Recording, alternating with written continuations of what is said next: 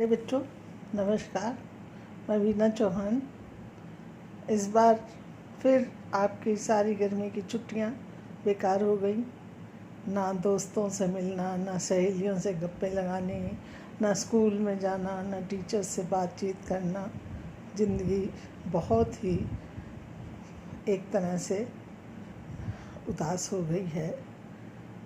TV की खबरें और ये सब आपको हमको डरा रही हैं। लेकिन बच्चों, जान है तो जहान है। हमें सबसे पहले अपने अपने परिवार की जान की परवाह करनी है। घर से बाहर बिल्कुल नहीं जाना है। वापस से अच्छे दिन आएंगे, हम सब मिलेंगे, आनंद से रहेंगे। तब तक हमें इंतज़ार करना पड़ेगा। आज मैं आपके लिए एक बहुत अच्छी कहानी लाई हूँ जिसका नाम है कसौटी। बहुत प्राचीन समय की बात है। तब यातायात के साधन बिल्कुल नहीं थे, लेकिन फिर भी लोग इधर उधर तीर्थ यात्रा पर देशाटन के लिए, घूमने के लिए जाते थे। उस समय यातायात के साधन न होने की वजह से सब लोग अपना अपना सामान छोटा मोटा ज़रूरत का रखते थे और फिर घर से निकल पड़ते थे गंगा स्नान के लिए, तीर्थ यात्रा के लिए, बद्रीनाथ केदारनाथ धाम की यात्रा के लिए, जहाँ भी उनका मन होता था। और वो एक टोली के अंदर सब लोग एक साथ गांव से निकलते थे। तो बच्चों, 30 लोगों की एक टोली गांव से चली और उन्होंने सबसे पहले गंगा स्नान किया। फिर उन्होंने सोचा कि चलो हम बद्रीनाथ की यात्रा करने के लिए या किसी अन्य धार्मिक स्थान की यात्रा के लिए आगे चलते हैं। लेकिन इतनी अधिक बारिश हुई कि सारे रास्ते चारों तरफ से बंद हो गए। अब सब लोग घबरा गए।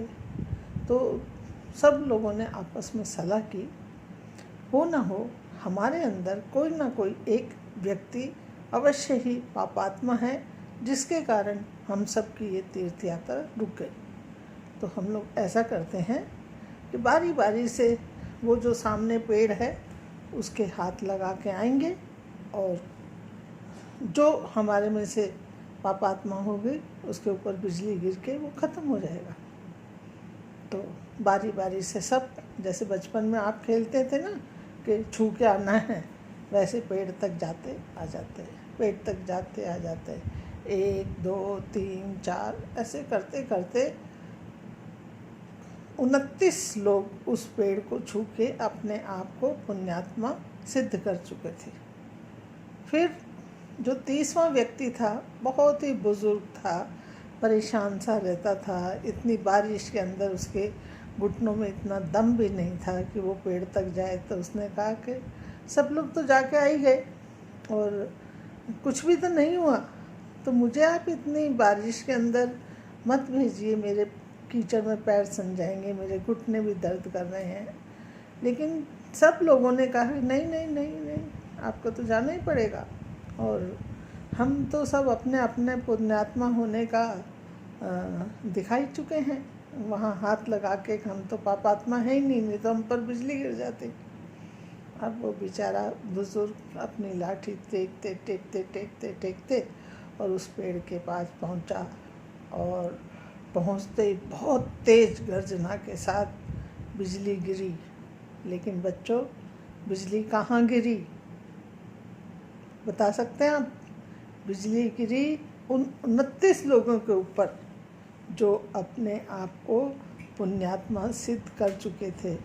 सिर्फ उस एक धर्मात्मा व्यक्ति के कारण वो 29 के 29 लोग बचे हुए थे।